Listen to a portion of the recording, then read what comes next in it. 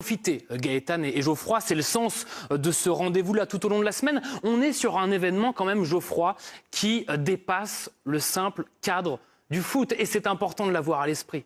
Oui, Clément, c'est bien plus qu'un match, c'est une sorte d'élection, c'est mieux que ça encore, c'est un sacre en fait. On va sacrer la meilleure équipe de la meilleure compétition, du sport le plus populaire de la planète. Devant, des centaines de millions de téléspectateurs dans le monde.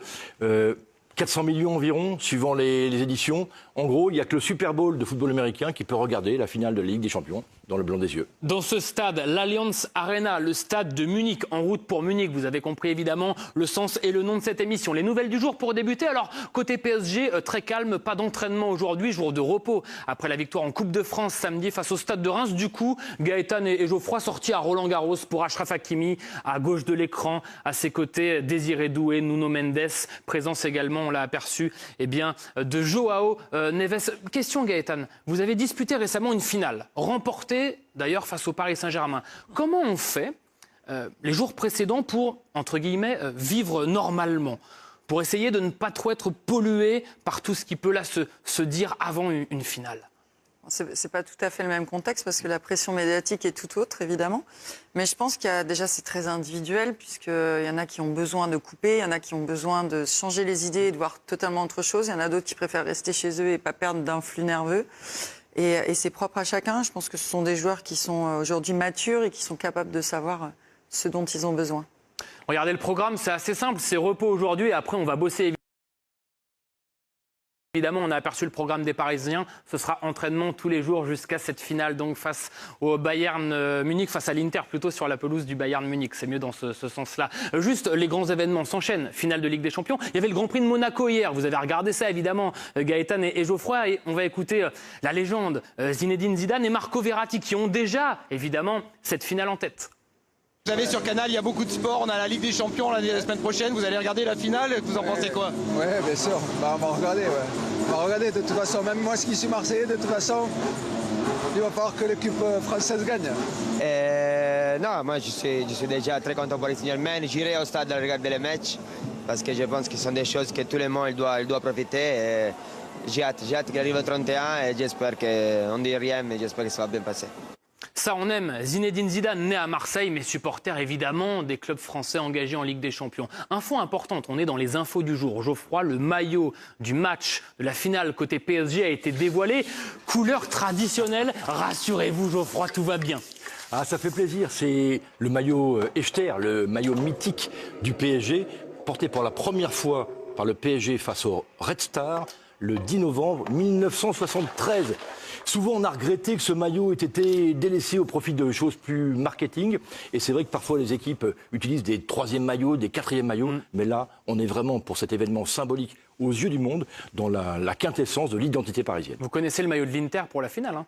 Malheureusement, oui. Voilà, un maillot jaune. Je suis moins fan. On aura le temps d'en reparler dans les prochains jours, mais l'Inter, oui, va donc jouer cette finale en maillot jaune. Mais parlons justement des Italiens. On file comme promis à Milan, le nord de l'Italie, où Charlotte Gabas a donc été missionnée, Charlotte, pour observer le camp adverse. Aujourd'hui, c'était très simple, c'était Media Day. Donc là, il n'y a pas besoin d'avoir fait la réponse. C'est pas évident, c'est vrai, de rester zen. Je sais pas, les journées doivent passer très vite ou au contraire, on aimerait accélérer le temps. C'est un peu le dilemme. C'est pas évident, c'est beaucoup de stress et en même temps beaucoup d'excitation. Ouais. Jouer une finale de Ligue des Champions, c'est un rêve ultime.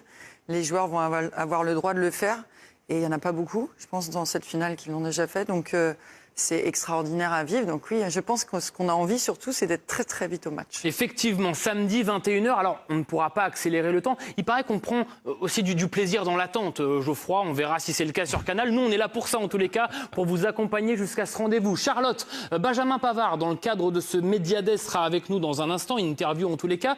Présence également, je crois qu'il était un peu dissipé de l'autre Français de l'Inter, Marcus Thuram. Oui, Marcus Thuram qui va vivre un moment singulier, un moment crucial dans sa carrière ce samedi, une finale de Ligue des Champions, sa toute première.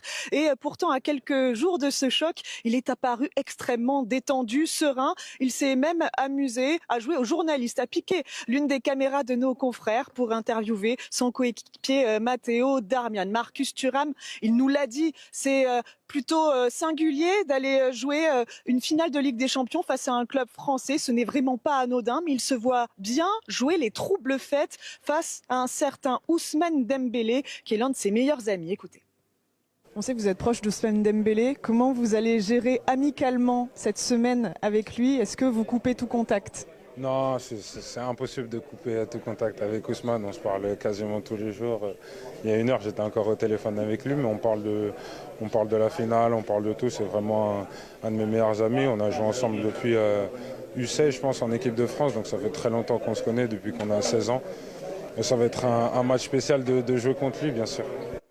Charlotte, un grand merci, on vous retrouve demain. On a quand même eu une info via Charlotte, c'est que Marcus Thuram était au téléphone dans l'après-midi avec Ousmane Dembélé. Non mais blague à part, Gaëtan, c'est pas commun quand même comme cas de figure. Là, il y a pas, pour le coup, samedi, il n'y a plus d'amitié qui tienne quand même. Hein. C'est autre chose. Là, on parle d'un match qui peut changer une carrière quand même. C'est pas commun, j'ai envie de dire que c'est un peu le process des nouvelles générations. Oui, c'est vrai. Parce que des fois, nous, quand on arrive sur le stade, moi j'aurais tendance à pas parler du tout aux adversaires et les filles vont facilement parler.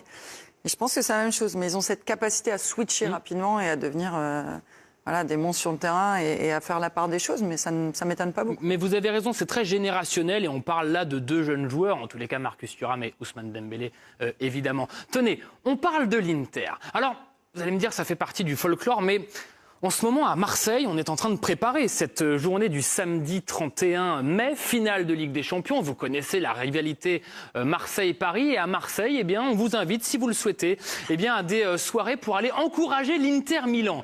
C'est pas du tout un montage, c'est une photo que nous avons prise ce week-end. Donc, venez soutenir l'Inter.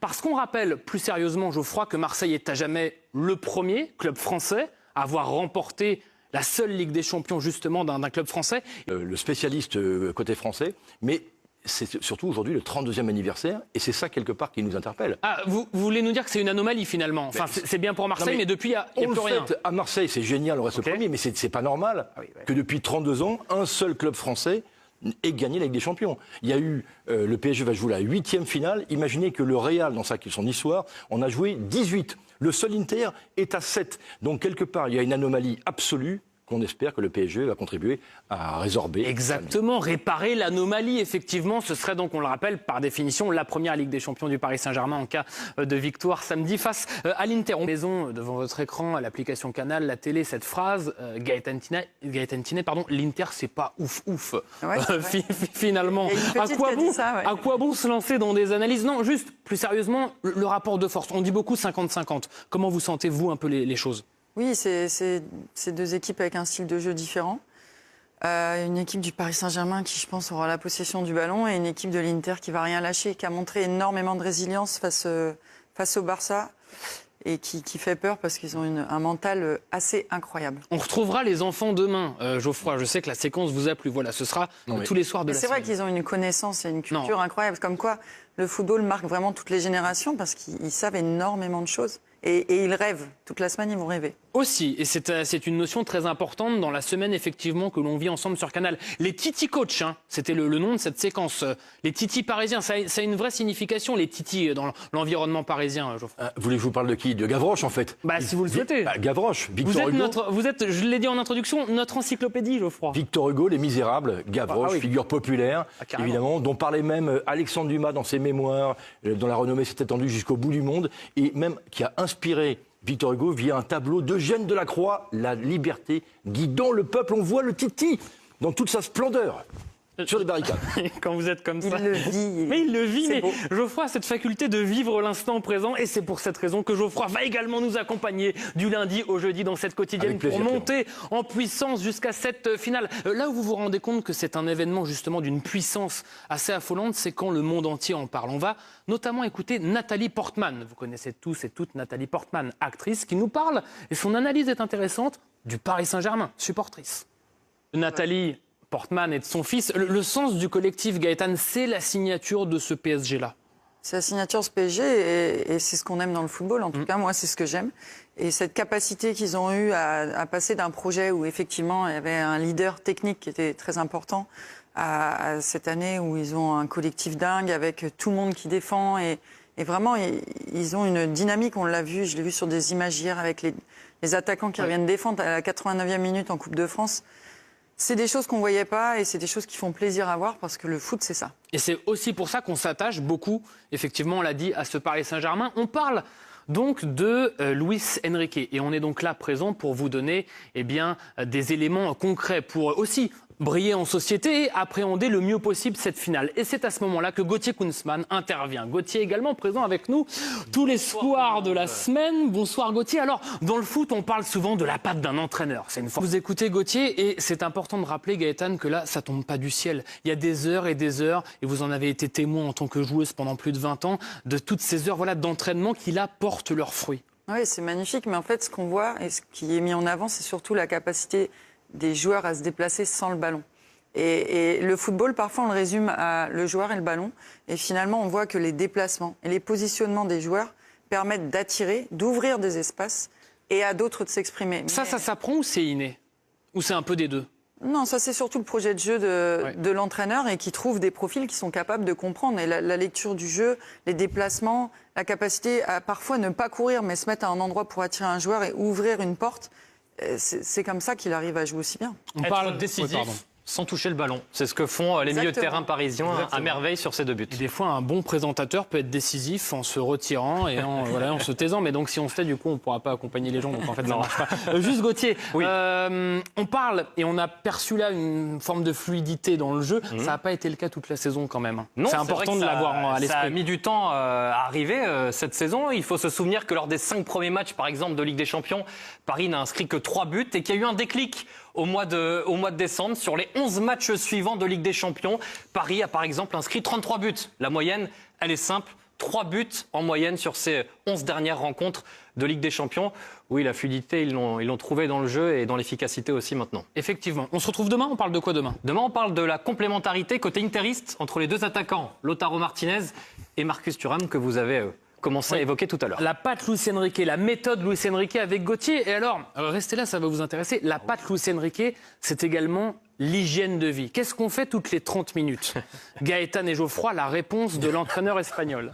On s'hydrate.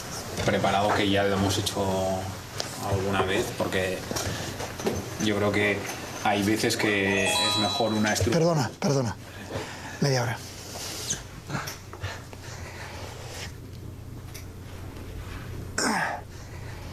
Cada media hora hay que moverse, todos los grupos musculares. Movilidad.